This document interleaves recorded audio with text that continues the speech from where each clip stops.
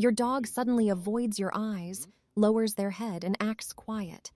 You think they feel guilty. Who did this? But dogs don't feel guilt the way humans do. They react to your tone, body language, and energy.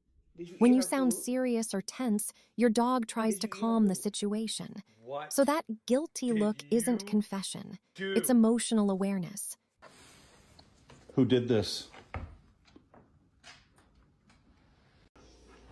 Who ate the toy? Bella ate the toy. Did Bella eat the toy? Did you eat my burger? Lamb. Are you proud? You just ate an entire chicken parm. A whole chicken. Do you have any idea what you've done? It was $20.